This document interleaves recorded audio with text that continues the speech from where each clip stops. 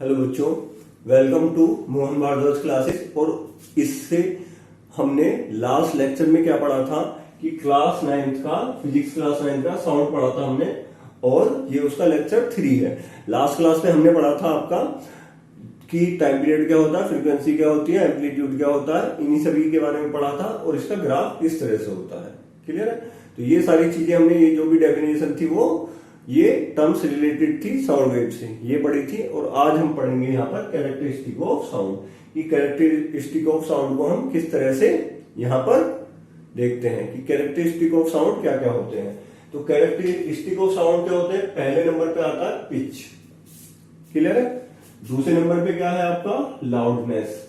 और तीसरे नंबर पे क्या है यहाँ पर? क्वालिटी। और चौथे नंबर पे एक जो हम पढ़ते हैं वो पढ़ते हैं इंटेंसिटी। क्लियर है? ये 4 पॉइंट जनरली हम पढ़ते हैं कैरेक्टरिस्टिक ऑफ साउंड में।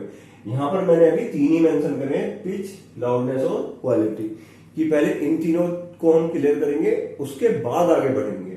क्लियर है? तो एक एक कॉन्सेप्ट को आपको क्या करना है, एक एक कॉन्सेप्ट को यहां पर समझना है कि यहां पर जितनी भी फिजिकल क्वांटिटी, ये जो भी कैरेक्टरिस्टिक है, पिच जैसे मैंने ऊपर लिखा हुआ है ये फ्रीक्वेंसी के अंदर है, तो सारा का सारा ये जो हम पढ़ेंगे यहाँ पर, ये जितनी भी चीजें हैं, ये यहाँ पर क्या है कि फ्रीक्वेंसी हमने लास्ट क्लास में पढ़ी थी, तो उसी के ऊपर ही ये जो पिच है ये पूरी की पूरी तरह से डिपेंड करती है। इसी तरह से जो हमारी लाउडनेस है वो किस पर डिपेंड करती है? एम्पलीट्यूड पर डिपेंड करती है और साउंड एनर्जी पर डिपेंड करती है। इसके अलावा 2-3 चीजों पर और डिपेंड करती है, वो भी हम इसमें पढ़ेंगे। नेक्स्ट क्या है? क्वालिटी। की क्वालिटी क्या होती है और हम इसे अपनी जनरल लाइफ में किस तरह से देखते हैं, और ये क्वालिटी को हम क्या बोलते हैं? टिम्बर भी बोलते हैं। तो इसके बाद ये हमारी 3 जितनी भी हमारी कैरेक्टरिस्टिक है ये हम पढ़ेंगे, और नेक्स्ट उसके बाद हम इंटेंसिटी पढ़ेंगे। तो आप अपनी डेली लाइफ में ये देखते हैं कि क्या होता है कि अगर साउंड की बात करें तो साउंड क्या है, हर किसी पर्सन टू पर्सन का अलग होता है। वुमेन का और मैन का दोनों का अलग होता है, एनिमल्स का अलग होता है, और जितने भी इंस्ट्रूमेंट है उनका अलग होता है। तो आप अगर देखें तो साउंड क्या है, सबका डिफरेंट डिफरेंट होता है। तो ये जो डिफरेंट डिफरेंट होता है ये क्यों होता है, इसको समझने के लिए हमें क्या करना पड़ेगा, इसकी साउंड की कैरेक्टरिस्टिक को समझना पड़ेगा कि ये किस तरह से हो रहा है। अगर ऐसा नहीं होता तो सबकी साउंड क्या रहती? सेम ही रहती। बट ऐसा नहीं है कि सबकी साउंड क्या होती है? डिफरेंट होती है। वो डिफरेंट किस वजह से होती है कि इसकी जो कुछ कैरेक्टरिस्टिक है उसे अगर हम देखेंगे, उसे पढ़ेंगे, तो उससे हमें समझ में आएगा कि ये किस वजह से हमें ऐसे सुनाई दे रही है। क्लियर? तो एक सिंपल सी बात मैंने आपको लास्ट क्लास में बताई थी कि एक वाइब्रेटिंग ऑब्जेक्ट है, ये यहां पर कोई सोर्स है। ये सोर्स क्या प्रोवाइड कर रहा है? यहां पर यहां पर ये साउंड प्रोवाइड कर रहा है, साउंड प्रोवाइड कर रहा है। और लास्ट क्लास में हमने पढ़ा था कि एक होलो पाइप है, होलो पाइप में अगर लेते हैं तो इसमें क्या है कि कहीं पर ये एयर के जो मॉलिक्यूल्स हैं ये कहीं पर कंप्रेस्ड हो जाते हैं और कहीं पर क्या हो जाते हैं? ये फैल जाते हैं। तो यहां पर जहां पर ये कंप्रेस हो जाते हैं, यहां पर इसकी डेंसिटी भी बढ़ जाती है और इसका प्रेशर भी बढ़ जाता है। और इस जगह अगर देखें तो यहां पर क्या होता है कि ये आपस में क्या होती है, इनमें गैप रहता है। तो ये क्या होता है कि इसे हम बोलते हैं रेयरफेक्शन, कि एयर के मॉलिक्यूल्स क्या होते हैं कि पहले यहां पर डेंस होते हैं, उसके बाद क्या होता है कि हम देखते हैं कि यहां पर आपस में इनमें डिस्टेंसेस है। सही है? तो इस वाले जो पोर्शन को हम सी लिख देते हैं और इस वाले पोर्शन को हम आर लिख देते हैं। सी का मीन्स है कंप्रेशन और आर का मीनिंग है यहां पर रेयरफेक्शन। क्लियर? तो ये हमने लास्ट क्लास में पढ़ा था। और हमने क्या पढ़ा था कि टाइम पीरियड, एम्पलीट्यूड और आपकी फ्रीक्वेंसी की क्या क्या इनकी डेफिनेशंस होती हैं।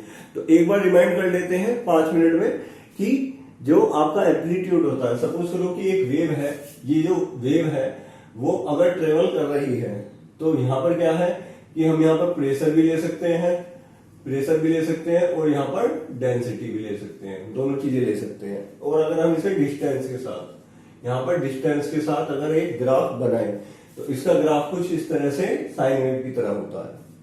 क्लियर? तो वेव इस तरह से आगे बढ़ती है। कि जितने भी एयर के पार्टिकल्स हैं वो एयर के पार्टिकल्स क्या करते हैं, उसी डायरेक्शन में वाइब्रेट करते हैं, यहां पर जिस डायरेक्शन में आपकी वेव ट्रेवल करती है। क्लियर है? और ये किस तरह की वेव होती है, लॉन्गिट्यूडल वेव होती है। और इसी से हमें पता लगा कि साउंड क्या होती है, लॉन्गिट्यूडल वेव होती है। अब अगर यहां पर क्लियर कॉन्सेप्ट की बात की जाए कि क्लियर अगर हम कॉन्सेप्ट को समझे, तो मैंने यहां पर पिच के ऊपर लिखा हुआ है फ्रीक्वेंसी, लाउडनेस के ऊपर लिखा हुआ है एम्पलीट्यूड, और यहां पर लिखा हुआ है क्वालिटी एंड टिम्बर, दोनों एक ही चीजें हैं।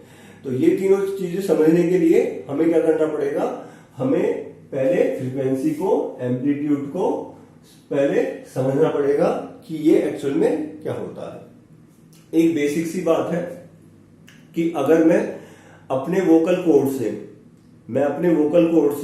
अगर क्या करता हूं, कोई आवाज निकालता हूं, तो अगर मैं अपने वोकल कॉर्ड से कोई आवाज निकाल रहा हूं और मेरे बराबर में कोई बच्चा खड़ा हुआ है, तो मेरी आवाज और उस बच्चे की आवाज में दोनों में क्या होगा, डिफरेंस होगा। और अगर पास में कोई बुजुर्ग मतलब कोई एल्डर या पर्सन खड़ा हुआ है तो उसकी आवाज में भी क्या होगा, डिफरेंस होगा। तो तीनों की आवाज में डिफरेंस होगा। अभी एनिमल्स को ले लीजिए कि सबकी आवाजों में क्या होता है, सबकी आवाजें अलग अलग होती हैं। किसी पक्षी की आवाज अलग होती है, कोयल की आवाज अलग होती है, और आपकी जो शेर की आवाज है वो अलग होती है। तो इस तरह से आप देखेंगे एनिमल्स की भी आवाज अलग अलग होती है। अगर हम साउंड इंस्ट्रूमेंट पे जाए तो साउंड इंस्ट्रूमेंट में भी क्या होता है कि सबकी जो आपकी इनकी साउंड है वो भी क्या होती है, डिफरेंट होती है। तो यहां पर हम सबसे पहले ये एम्पलीट्यूड को डिस्कस करेंगे। ये जो हमारा एम्पलीट्यूड है ये क्या होता है कि कोई भी वेव है, ये जो साउंड वेव है ये हमारी इस तरह से ये ट्रेवल करती है। तो अगर हम इस पॉइंट से ये कितना मैक्सिमम तक गई है या ये कितना मिनिमम तक गई है, अगर इसको देखें तो ये कितना मैक्सिमम तक गई है, इसी को ही हम क्या बोलते हैं, एम्पलीट्यूड बोलते हैं। क्लियर है? अब इसके बाद ये जो एम्पलीट्यूड है वो कम या ज्यादा हो सकता है, depend on the sound wave. इसी तरह से क्या है, फ्रीक्वेंसी को अगर हम पढ़ते हैं कि एक सेकंड में जितने भी ऑसिलेशन होते हैं या वाइब्रेशन होते हैं वो उसको क्या कहलाती है, फ्रीक्वेंसी कहलाती है। और ये फ्रीक्वेंसी भी क्या हो सकती है, अलग अलग हो सकती है। अलग अलग कैसे हो सकती है कि अगर आप देखें तो फ्रीक्वेंसी, अगर कोई आप सीटी वगैरह अगर जो विसिल होती है वो विसिल करते हैं तो विसिल करने पर क्या होता है, उसकी जो फ्रीक्वेंसी होती है वो ज्यादा होती है। लेकिन अगर आपने कोई एक गिटार ले लिया तो अगर गिटार अगर आप बजा रहे हैं तो उसकी जो आपकी फ्रीक्वेंसी होगी वो भी क्या होगी, अलग होगी। क्लियर है? तो कम या ज्यादा हो सकती है। इसी तरह से क्या है कि अगर हमने पिच और लाउडनेस को दोनों को पढ़ लिया, उसके बाद भी क्या है कि साउंड इस तरह से होगी कि उसकी पिच और साउंड आपस में सेम होगी, बट उसके बाद भी क्या करना पड़ेगा, हमें उन दोनों को पहचान करना उसमें क्या होगा, मुश्किल हो जाएगा। तो उसके लिए क्या पढ़ते हैं, हम क्वालिटी पढ़ते हैं कि जिस केस में पिच और लाउडनेस दोनों सेम हो जाती हैं तो उस केस में हम क्या देखते हैं, क्वालिटी को देखते हैं। क्लियर है? तो अगर शुरुआत करें लाउडनेस से, तो लाउडनेस होती क्या है, it is the measure of sound energy. It is the measure of sound energy कि जो भी आपका सोर्स ऑफ साउंड है उस सोर्स ऑफ साउंड से जितनी भी एनर्जी आ रही है उसी एनर्जी पे ही डिपेंड करती है आपकी लाउडनेस। अगर वो एनर्जी कम है तो उसकी लाउडनेस कम होगी, अगर वो एनर्जी ज्यादा है तो उसकी लाउडनेस क्या होगी, ज्यादा होगी। क्लियर है? अगर उसकी एनर्जी कम है तो उसका जो एम्पलीट्यूड होगा वो भी कम होगा, अगर उसकी एनर्जी ज्यादा है तो उसका एम्पलीट्यूड भी ज्यादा होगा। सिंपल सी बात है, एनर्जी ज्यादा तो एम्पलीट्यूड ज्यादा, और एम्पलीट्यूड ज्यादा तो लाउडनेस भी आपकी ज्यादा होगी। As simple as that. Same इसी तरह से क्या है कि अगर यहां पर हम देखें कि अगर साउंड एनर्जी क्या होगी, कम होगी, अगर साउंड एनर्जी कम होगी तो उसका एम्पलीट्यूड भी क्या होगा, कम होगा, और उसकी लाउडनेस भी कम होगी। आई थिंक ये बात आपको क्लियर है। तो ये यहां पर लाउडनेस की बात हुई। अब लाउडनेस को अगर देखें तो अगर हमने यहां पर दो ग्राफ लिए हैं, इसमें क्या है कि ये जो है क्वाइटर साउंड है और ये लाउडर साउंड है। ये क्वाइटर साउंड क्यों है कि यहां पर इसका जो एम्पलीट्यूड है वो कम है, इसका एम्पलीट्यूड कम है। तो लाउडनेस क्या करती है, loudness is proportional to the square of the amplitude. Loudness जो होती है वो एम्पलीट्यूड के स्क्वायर के प्रोपोर्शनल होती है, कि जैसे ही आपका एम्पलीट्यूड कम हुआ तो उसकी लाउडनेस भी क्या हो जाएगी, कम हो जाएगी। तो इस वाले केस में क्या है कि यहां पर ये क्वार्टर साउंड है, इसमें दिखाया गया केवल कि इसका एम्पलीट्यूड क्या है, कम है, और इस केस में क्या दिखाया गया है कि इसका एम्पलीट्यूड यहां पर ज्यादा है, क्योंकि ये यहां पर इससे ज्यादा अगर कंपेयर करे जाए तो ऐसे ही कंपेयर कर सकते हैं कि ये इससे ज्यादा है। रेफरेंस इसे ले लें कि जैसे कि एक छोटी लाइन है, अब वो वही वाला क्वेश्चन हो गया, अगर इसे बड़ा करना तो एक यहाँ पर बड़ी लाइन को मैंने यहाँ पर ड्रॉ कर दिया, तो ये लाइन ऑटोमेटिकली क्या हो गई, छोटी हो गई। इसी तरह से क्या है कि यहाँ पर मैंने देखा कि जो एम्पलीट्यूड है वो एम्पलीट्यूड यहाँ पर कम है और यहाँ पर एम्पलीट्यूड ज्यादा है। तो अगर जहां पर एम्पलीट्यूड आपका कम होगा वहां पर क्या होगा, आपकी लाउडनेस ऑटोमेटिकली क्या हो जाएगी, कम हो जाएगी, और जहां पर उसका एम्पलीट्यूड ज्यादा है तो आपकी लाउडनेस भी ज्यादा हो जाएगी। ये बात क्लियर है। अब अगर बात करें कि ये जो लाउडनेस है, ये लाउडनेस आपकी और किस किस पर डिपेंड करती है, तो लाउडनेस आपकी डिपेंड करती है एरिया ऑफ वाइब्रेटिंग ऑब्जेक्ट, कि वाइब्रेटिंग ऑब्जेक्ट का जो एरिया है उस पर डिपेंड करती है। सपोज कीजिए कि एक तो आपके पास छोटी ढोलक है, छोटी ढोलक होती है ना, और एक आपके पास क्या है, बड़ा ड्रम है। तो अगर आप दोनों को बजाएंगे तो दोनों को बजाने पर आप देखेंगे कि जो छोटा वाली जो ढोलक है और बड़ा वाला जो ड्रम है, तो छोटी वाली जो ढोलक है उसके जो एम्पलीट्यूड होंगे, क्योंकि उससे जो एनर्जी आ रही है, साउंड एनर्जी, वो कम आ रही है। तो साउंड एनर्जी अगर कम आ रही है तो उसके बाद क्या होगा कि उसका जो एम्पलीट्यूड होगा वो कम हो जाएगा, और एम्पलीट्यूड कम होने पर उसकी लाउडनेस भी कम हो जाएगी। इन द अदर हैंड हम क्या देखते हैं कि अगर कोई भी आपका जैसे बड़ा वाला ड्रम ले लिया तो उसमें अगर हम क्या करेंगे, उसे बजाएंगे तो उसको उसकी जो साउंड एनर्जी है वो ज्यादा प्रोड्यूस करेगा, और साउंड एनर्जी अगर ज्यादा प्रोड्यूस करेगा तो उसका एम्पलीट्यूड भी क्या होगा, लार्ज होगा, और एम्पलीट्यूड अगर लार्ज होगा तो उस केस में क्या होगा, उसकी लाउडनेस भी क्या होगी, ज्यादा होगी। क्लियर है। तो छोटी ढोलक और बड़ा ड्रम बताने का केवल एक ही रीजन था कि अगर यहाँ पर हम देखें कि छोटी एक ढोलक हमने ले ली, यहाँ पर ये एक छोटी ढोलक है, यहाँ पर हमने ले ली और इसे अगर बजा रहे हैं, और एक बड़ा वाला ड्रम है, तो दोनों का जो एरिया है वो डिफरेंट है। ये अगर मैं A1 लूं और ये A2 लूं तो यहां पर क्या है, A2 is greater than A1। तो जितना ज्यादा एरिया होगा उसकी लाउडनेस उतनी ज्यादा होगी। क्लियर है। अब नेक्स्ट पॉइंट पर आते हैं कि डिस्टेंस फ्रॉम सोर्स।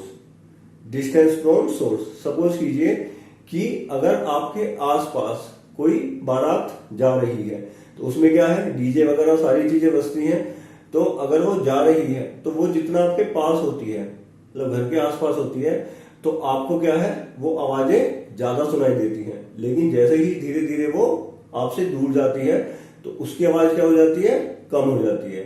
तो इसका मीनिंग क्या है कि जब वो आपके पास में थी तो वो क्या थी, उसमें से जो भी एनर्जी वाइब्रेट कर रही थी एयर में, और वो आपके कानों पे जो ईयर ड्रम है उस पे वो स्ट्राइक कर रही थी, तो वो ज्यादा थी क्योंकि वो आपके पास में था। जैसे ही वो दूर जाने लगेगी वो धीरे धीरे आपको क्या करने लगेगी, आपको वो आवाज धीमी लगने लगेगी। तो ये किस पर डिपेंड करती है, आपके डिस्टेंस फ्रॉम सोर्स से, ये सोर्स से कितने डिस्टेंस पर है। तीसरी बात करें मीडियम पर, कि मीडियम पर कैसे डिपेंड करती है। अगर सपोज कीजिए कि आप किसी लोहे का एक आपने लिया, एक टुकड़ा लिया, और उस पर अगर आप आवाज करते हैं तो उस पर जो आवाज होगी, जो भी उसकी लाउडनेस होगी, तो वो ज्यादा होगी कंपेयर टू लिक्विड से। क्लियर है। और लिक्विड में जो आवाज होगी वो किससे कम होगी आपकी, वो किससे ज्यादा होगी, गैस से। तो यहां पर अगर मीडियम पे देखें तो सॉलिड्स में जो लाउडनेस है वो ज्यादा होती है एज कंपेयर टू लिक्विड, और लिक्विड में आपकी ज्यादा होती है एज कंपेयर टू गैसेस। तो इसी वजह से मैंने यहां पे लिखा हुआ है कि सॉलिड में ग्रेटर देन लिक्विड और लिक्विड में ग्रेटर देन गैसेस। तो इसी तरह से आपकी जो लाउडनेस है, अगर आप देखेंगे ये क्वेश्चन आपका पूछा भी जा सकता है कि लाउडनेस अगर आपको दे दिया जाए कि एक एमसीक्यू दे दिया जाए कि आपके 4 पॉइंट उसमें दे दिए कि किसमें ज्यादा होगी, सॉलिड में, लिक्विड में, गैस में, या एक चौथा ऑप्शन दे दिया नन ऑफ अबव या ऑल ऑफ द अबव या ए एंड बी, इस तरह से दे दिया, तो सिंपल सी बात है वो किसमें होगी, आपकी सॉलिड में ही ज्यादा होगी। अब नेक्स्ट बात करते हैं जो मैंने आपको बताया कि loudness is proportional to the amplitude का स्क्वायर। कि लाउडनेस किस पर डिपेंड करती है, एम्पलीट्यूड के स्क्वायर पर डिपेंड करती है। अगर ये एम्पलीट्यूड पर डिपेंड करती है इसका मतलब जितना ज्यादा एम्पलीट्यूड होगा वो उतना ही लाउडनेस उसकी ज्यादा होगी। शेर की जो दहाड़ होती है वो क्या होती है, उसकी लाउडनेस बहुत ज्यादा होती है। इसी वजह से क्या है कि वो आसपास के जो जितना भी आपका एरिया है उतनी दूर तक जाती है, और जिसकी लाउडनेस कम होती है वो कम दूरी तक जाती है। तो वो डिपेंड करता है आप कितनी साउंड एनर्जी क्रिएट कर रहे हैं। तो शेर की दहाड़ में ज्यादा एनर्जी आपकी क्रिएट होती है, इवन अगर आप देखें किसी एक पक्षी की आवाज में, उसमें आपकी लाउडनेस कम होती है। इसके बाद क्या है, amplitude depends upon force with which the object is made to vibrate. कि ये किस पे डिपेंड करता है, कि ये डिपेंड करता है उस फोर्स पे with which the object is made to vibrate, कि उस ऑब्जेक्ट को कैसे वाइब्रेट किया जा रहा है। अगर ये आप देखें कि अगर एक छोटा ऑब्जेक्ट है, अगर एक छोटा ऑब्जेक्ट है कि अगर आप ले लें यहां पर कोई भी एक वाइब्रेटिंग ऑब्जेक्ट है, कि एक तो घर पर आप एक छोटा स्पीकर ले लें, सही है, और एक आपने क्या कर रखा है, एक पूरा सिस्टम लिया हुआ है बड़ा वाला। एक तो आपने छोटा वाला ब्लूटूथ स्पीकर लिया हुआ है और एक बड़ा वाला सिस्टम लिया हुआ है। तो दोनों में क्या होगी, अगर आप कंपेयर करेंगे तो दोनों में क्या होगी, जो आपका सिस्टम है, म्यूजिक सिस्टम है, उसकी आवाज क्या होगी, ज्यादा होगी, क्लियर है। और उसकी जो आपकी आवाज ज्यादा क्यों होगी, क्योंकि उसकी जो लाउडनेस है वो ज्यादा है। लाउडनेस ज्यादा क्यों है, क्योंकि उसकी साउंड एनर्जी वो ज्यादा प्रोड्यूस कर रहा है, इसी वजह से उसका एम्पलीट्यूड क्या है, ज्यादा है। और अगर एम्पलीट्यूड ज्यादा है तो ऑब्वियस सी बात है कि उसकी लाउडनेस क्या होगी, ज्यादा होगी। बहुत ही सिंपल सा कॉन्सेप्ट है समझने के लिए। साउंड एनर्जी, एम्पलीट्यूड, लाउडनेस, ये 3 चीजें आपको देखनी। साउंड एनर्जी बढ़ी, एम्पलीट्यूड बढ़ गया, एम्पलीट्यूड बढ़ा तो उसकी लाउडनेस इंक्रीज होगी। ये तो बात रही इसकी लाउडनेस की। अब बात करते हैं फ्रीक्वेंसी की। ये फ्रीक्वेंसी के अंडर ये जो पिच लिखा हुआ है, इस पिच की बात करते हैं कि ये पिच एक्चुअल में क्या होता है, कि ये distinguish between shrill sound and grave sound. अभी श्रिल साउंड और ग्रेव साउंड क्या होते हैं। जो श्रिल साउंड होता है ये यहाँ पर, इसकी जो फ्रीक्वेंसी होती है वो बहुत ज्यादा होती है। अब हमने लास्ट क्लास में एक फॉर्मूला पढ़ा था कि आपका V इज इक्वल टू यहाँ पर N या न्यू लैम्डा। न्यू क्या थी यहाँ पर, फ्रीक्वेंसी थी, और ये लैम्डा। अगर इस केस में मैं यहाँ पर ये फ्रीक्वेंसी निकालता हूं, क्लियर है। अगर मैं V इज इक्वल टू यहाँ पर क्या करूं, न्यू लैम्डा। यहाँ पर V क्या था कि वेलोसिटी ऑफ आपकी साउंड थी, न्यू क्या थी, फ्रीक्वेंसी थी, और लैम्डा क्या थी, वेवलेंथ थी। तो अगर मैं न्यू की टर्म्स में निकालूं, फ्रीक्वेंसी टर्म्स में निकालूं, तो ये कितनी हो जाएगी आपकी, V अपॉन लैम्डा। यहां से आप देखेंगे कि न्यू जो आपकी फ्रीक्वेंसी है और आपकी जो वेवलेंथ है वो एक दूसरे की क्या है, इनवर्सली प्रोपोर्शनल है। तो फ्रीक्वेंसी जितनी ज्यादा होगी वेवलेंथ उतनी कम होगी, फ्रीक्वेंसी जितनी ज्यादा होगी उतनी वेवलेंथ कम होगी, फ्रीक्वेंसी जितनी कम होगी वेवलेंथ उसकी उतनी ही ज्यादा होगी। तो इस पार्ट को हम पहले समझते हैं। अब आते हैं पिच पर कि ये किस किस में डिफरेंस करती है, श्रिल साउंड में एंड ग्रेव साउंड में। अब श्रिल साउंड कौन से होते हैं, श्रिल साउंड वो होते हैं जो हाई फ्रीक्वेंसी रखते हैं। हाई फ्रीक्वेंसी का मतलब कि 1 सेकंड में उसके जो वाइब्रेशन है वो ज्यादा है, और इसके क्या है, 1 सेकंड में जो वाइब्रेशन है वो कम है। ये तो फ्रीक्वेंसी से हो गया।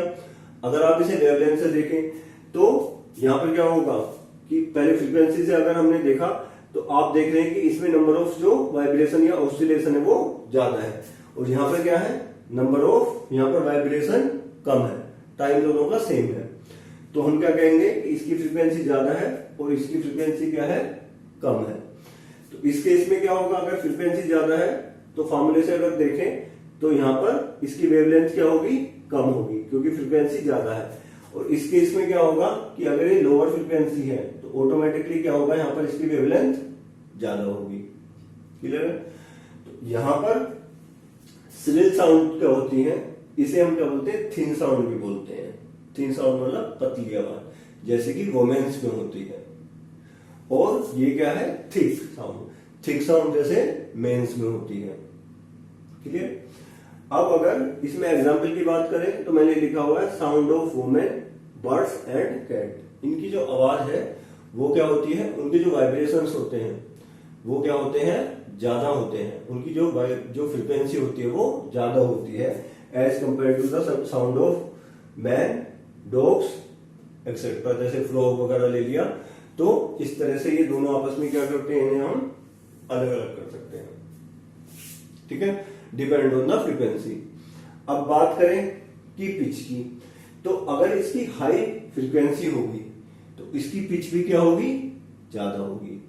फ्रीक्वेंसी से डायरेक्ट कनेक्शन है पिच का। अगर इसकी फ्रीक्वेंसी हाई होगी तो इसकी पिच भी क्या होगी, ज्यादा होगी। और अगर इसकी यहां पर फ्रीक्वेंसी कम है तो इसकी पिच भी क्या होगी, यहां पर कम होगी। तो अगर हम यहां पर देखें तो फ्रीक्वेंसी जो है वो किसके प्रोपोर्शनल में होगी, यहां पर आपके पिच के, ये इसके प्रोपोर्शनल होती है। जितनी ज्यादा फ्रीक्वेंसी होगी उतनी ज्यादा उसकी पिच होगी। ठीक है, फ्रीक्वेंसी आप समझते हैं, एक सेकंड में जितने नंबर ऑफ वाइब्रेशन या ऑसिलेशन करे हैं उसे ही उसकी फ्रीक्वेंसी बोलते हैं। जितनी ज्यादा फ्रीक्वेंसी होगी उतनी ज्यादा उसकी पिच होगी, उसे हाई पिच नोट बोलते हैं। जितनी फ्रीक्वेंसी अगर कम होगी तो पिच भी कम होगी, उसे क्या बोलते हैं, लो पिच नोट बोलते हैं। ठीक है, तो ये चीज हमने यहाँ पर समझी कि एम्पलीट्यूड यहाँ पर लाउडनेस से किस तरह से कनेक्टेड है, और यहाँ पर हमने समझा कि जो हमारी फ्रीक्वेंसी है वो पिच से किस तरह से कनेक्टेड है। ये जो हम वेवलेंथ निकालते हैं ये आपको पता ही होगा, या तो आप दो मैक्सिमम पॉइंट ले लो, दो मैक्सिमम पॉइंट के बीच की जो भी डिस्टेंस होगी वो हमारी वेवलेंथ कहलाती है। इसी तरह से यहाँ पर दो, अगर ये यहाँ पर मैक्सिमा है, इनके बीच की जो डिस्टेंस होगी वही वेवलेंथ होगी, या दो मिनिमम। इसी तरह से जो हमने पढ़ा था वो क्या पढ़ा था कि अगर दो कंप्रेशंस है साइमल्टेनियसली, अगर कोई वेव, साउंड वेव आपकी ट्रेवल कर रही है, और साउंड वेव अगर ट्रेवल कर रही है तो साउंड वेव को ट्रेवल करने में आपके सपोज करिए कि यहाँ पर क्या है, ये तो बहुत ही डेंस हो गए तो इसे क्या हम बोलते हैं, कंप्रेशन। लेकिन अगर ये बहुत ही दूर दूर हो गए तो, और यहाँ पर फिर से क्या हो गए, फिर से डेंस हो गए, यहाँ पर फिर से डेंस हो गए, ये फिर से कंप्रेशन हो गया। तो दोनों के बीच की जो डिस्टेंस होगी, यहाँ पर इसका मिडिल पॉइंट ले लीजिए और यहाँ पर इसका मिडिल पॉइंट ले लीजिए, तो दो कंप्रेशन के बीच की जो भी आपकी डिस्टेंस है वो क्या होगी, यहाँ पर क्या कहलाएगी, आपकी वेवलेंथ कहलाएगी।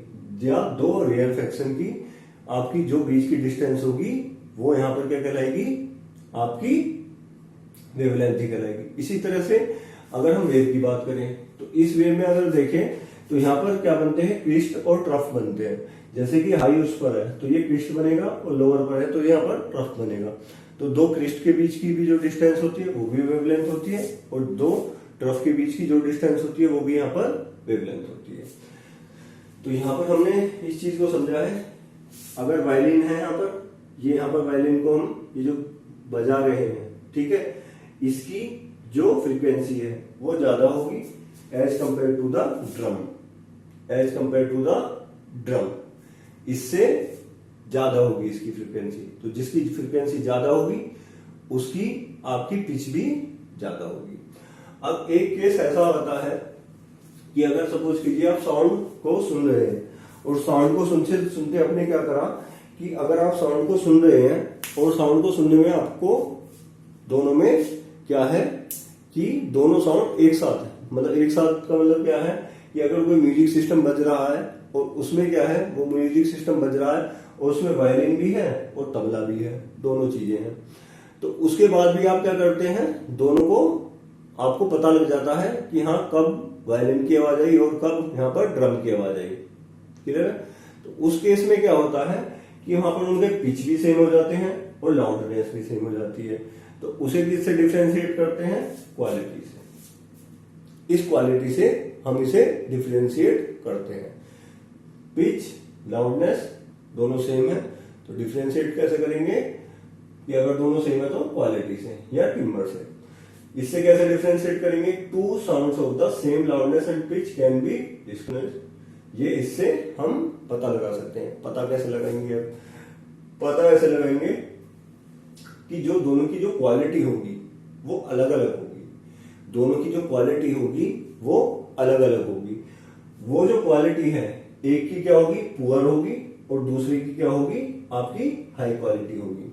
जैसे कि अगर आपका ये जो नॉइज है, कहीं पर क्राउड है, क्राउड में क्या है, बहुत सारा शोर आपके साथ एक साथ आ रहा है, तो वो जो क्राउडेड एरिया है वहां से जो नॉइज आ रहा है उसकी जो क्वालिटी होती है वो पुअर क्वालिटी होती है। और यहाँ पर अगर आपके पास कोई म्यूजिक सिस्टम बज रहा है तो उसकी जो क्वालिटी होती है वो हाई होती है। क्लियर? तो उस को अगर आप देखें तो यहाँ पर अगर आपको नॉइज लग रहा है कि दोनों की दोनों साउंड को आपने एक साथ मिलाकर अगर आप सुन रहे हैं, तो अगर आपको नॉइज लग रहा है तो आप क्या कहेंगे कि उसकी जो क्वालिटी है वो पुअर है, लो है। लेकिन अगर दोनों साउंड को सुनने के बाद आपको क्या लगा कि जितने भी हमारे ये सॉन्ग्स से जितने भी कंपोज होते हैं, तो उस सॉन्ग्स में क्या होता है कि डिफरेंट टाइप के वो वहां पर म्यूजिकल इंस्ट्रूमेंट्स होते हैं, तो वो उसे इस तरह से बनाते हैं कि बनाने पर क्या हो, कोई नॉइज वहां पर ना हो। अगर नॉइज वहां पर होती है तो वो क्या होगी, आपकी पुअर क्वालिटी होगी। और अगर वहां पर आपका म्यूजिक सिस्टम अच्छे से बज रहा है, क्लियर है, सोनू निगम के या किसी भी आप जो भी आप सुनते हैं, मतलब जितने भी आप म्यूजिक जिनके सुनते हैं, तो आपको क्या लगेगा, उनकी आवाज जो है वो आपको क्या लगेगी, अच्छी लगेगी। तो उस वो क्या कहते हैं उसे हम क्वालिटी। तो नॉइज में इसकी पुअर क्वालिटी होती है और म्यूजिक में इसकी क्या होती है, हाई क्वालिटी होती है। तो ये तीनों चीजें हमने यहाँ पर अभी पढ़ी हैं कि पिच को हम कैसे डिफाइन करते हैं, लाउडनेस को कैसे डिफाइन करते हैं।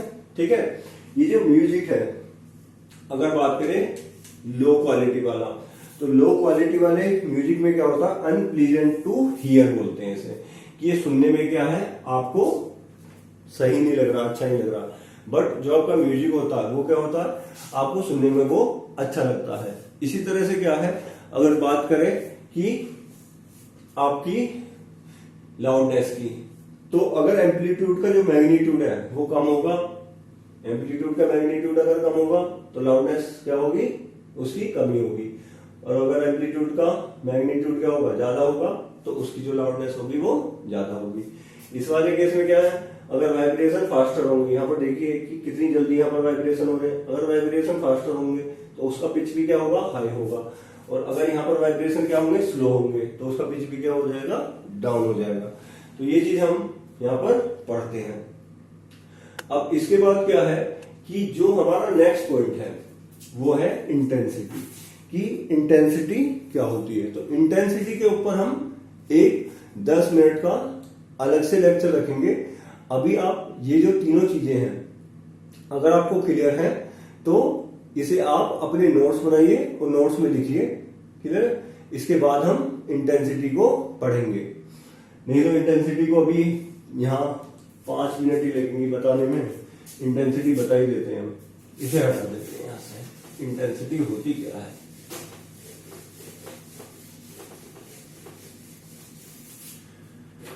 इंटेंसिटी क्या होती है, इसमें एक इंटेंसिटी वर्ड यूज होता है कि इंटेंसिटी क्या होती है। इंटेंसिटी क्लियर है? इंटेंसिटी क्या होती है कि ये आपकी, बहुत से बच्चे इसे किससे कंपेयर कर लेते हैं, लाउडनेस से। तो ये लाउडनेस वाला सीन नहीं है। ये क्या है, अगर सपोज कीजिए कि कोई एक सोर्स है, उस सोर्स से आपके पास क्या आ रहा है, यहां पर साउंड आ रहा है, ये साउंड आ रहा है इस तरह से। ठीक है, और आपने क्या करा कि यहां पर एक आपने ये क्यूब, ये आपने एक ले लिया है, यहां पर रेक्टेंगल ले लीजिए, कोई भी एक रेक्टेंगल ले लिया। तो इस रेक्टेंगल में ये जो इस रेक्टेंगल है इसका जो एरिया है वो 1 मीटर स्क्वायर ले लेते हैं। क्लियर? इस 1 मीटर स्क्वायर में अगर 1 सेकेंड में इसका एरिया कितना है 1 मीटर स्क्वायर, और टाइम कितना लिया है हमने इस साउंड को इसके अंदर पहुंचने में 1 सेकेंड। क्लियर है? तो 1 सेकेंड के अंदर जितना भी आपकी साउंड एनर्जी इसके अंदर से होकर पास करेगी वो इसकी क्या कहलाती है, इंटेंसिटी कहलाती है 1 सेकेंड में।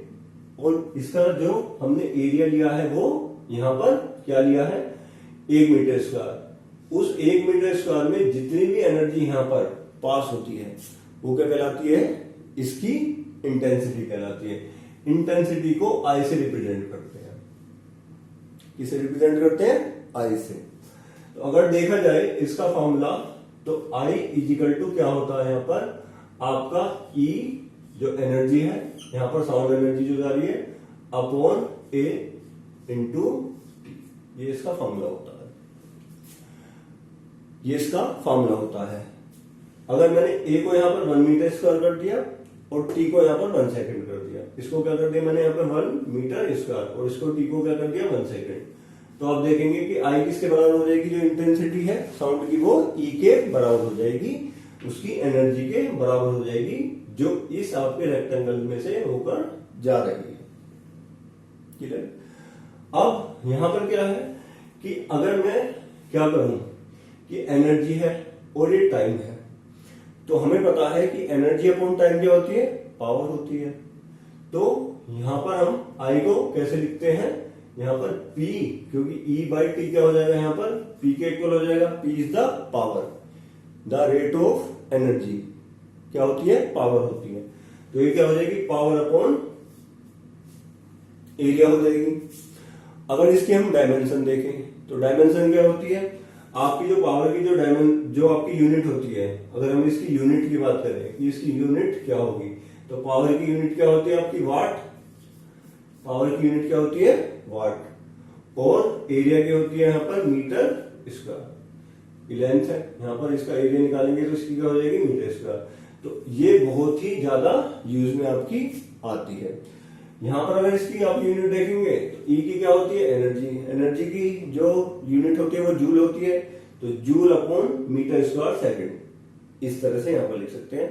बट जो मेनली जो यूज होती है वो यहां पर वाट पर मीटर स्क्वायर यूज होती है। This is called the intensity of the sound. Clear है? अब इसमें एक बात, अगर ये इंटेंसिटी वाली करी है, एक बात और कर लेते हैं कि शॉक वेव क्या होती है। शॉक वेव क्या होती है कि अगर आप सपोज कीजिए कि अगर कोई भी रॉकेट लॉन्च हो रहा है, तो कोई भी रॉकेट अगर लॉन्च हो रहा है तो उस रॉकेट को लॉन्च जब वो होगा तो वहां पर क्या होगी, बहुत ज्यादा साउंड क्रिएट होती है। और वो जो साउंड क्रिएट जो होती है वो आपकी क्या होती है, नॉर्मल जो हमारी साउंड है उससे वो बहुत ज्यादा आपकी बहुत ज्यादा होती है। तो इससे क्या होता है कि आसपास के जो भी पार्टिकल्स हैं उसमें एयर का जो प्रेशर है वो बढ़ जाता है, और एयर का प्रेशर बढ़ने के बाद क्या होता है कि वहां पर आपकी जो साउंड है वो आपकी क्या किसमें क्रिएट हो जाती है, वो शॉक वेव में क्रिएट हो जाती है। तो ये चीज हमें क्लियर होनी चाहिए कि शॉक वेव क्या होती है, कभी कभी पूछ लिया जाता है। एक अगर बात इसमें और करें, आप कहोगे कि एक के बाद एक कुछ ना कुछ आता ही जा रहा है, तो अगर इसमें एक बात और करें कि हम इंटेंसिटी हमने यहां पर पढ़ी है, इस इंटेंसिटी से हमें यह पता लगता है कि हम कितना साउंड सुन पाएंगे और कितना हम नहीं सुन पाएंगे।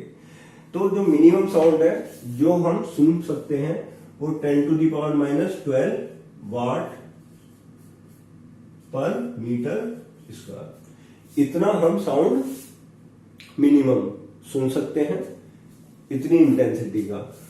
और 0.1 वाट पर मीटर स्क्वायर ये मैक्सिमम है। इतना साउंड हम जो मैक्स है, ये वाला क्या है, मैक्स है, ज्यादा से ज्यादा, और यहाँ पर क्या है, ये मिनिमम है। आप पावर देख सकते हैं, 0.1 का मतलब 10 की पावर माइनस 1 ही हुआ, तो इसे हम ऐसे भी लिख सकते हैं 10 टू दी पावर माइनस 1। इतना हम मैक्सिमम साउंड सुन सकते हैं और इतना हम मिनिमम साउंड यहां पर सुन सकते हैं। क्लियर? इंटेंसिटी से इस चीज का हमें पता लगता है। तो ये हुई यहां पर इंटेंसिटी की बात। इसके बाद यहां पर आपका जो भी टॉपिक है वो हम इससे नेक्स्ट लेक्चर में कमेंट करेंगे, और जब तक के लिए आपके पास अगर कोई क्वेरी है आप कमेंट बॉक्स में डाल सकते हैं। और इस चैनल को आपको प्यार देने के लिए बहुत बहुत आपको मोस्ट वेलकम। आपका इस चैनल पर फिजिक्स के नाम से ये चैनल है, तो आप इसे सब्सक्राइब कर सकते हैं, लाइक कर सकते हैं, और कोई भी क्वेरी है वो आप उस क्वेरी को पूछ सकते हैं। आपको जो भी रिलेटेड इससे बुक चाहिए, स्टडी मटेरियल वगैरह जो भी कुछ आपको चाहिए, वो आपका जो भी बच्चे यहाँ पर सब्सक्राइबर हैं, अगर वो स्टूडेंट्स हैं, तो वो आप क्या कर सकते हैं, आप उसे ऑनलाइन मंगा सकते हैं। क्योंकि मैंने आपको उसमें डिस्क्रिप्शन में भी लिखा हुआ है कि इसे टीचिंग के साथ साथ हम एक कंपनी में ऑथर भी हैं, तो उसमें क्या है, हम बुक ही पब्लिश करते हैं। तो जितना भी आपका जो भी आपका मटेरियल है वो मटेरियल आपको वहां से प्रोवाइड कर सकते हैं। आपको अगर जरूरत है, अगर आपके पास है तो अच्छी बात है, अगर नहीं है तो आपको वो प्रोवाइड कर सकते हैं। क्लियर है? तो जो भी कमेंट वगैरह है, जो भी आपका प्यार है, वो आप इस वीडियो को दे सकते हैं। अभी के लिए thank you so much. Thank you.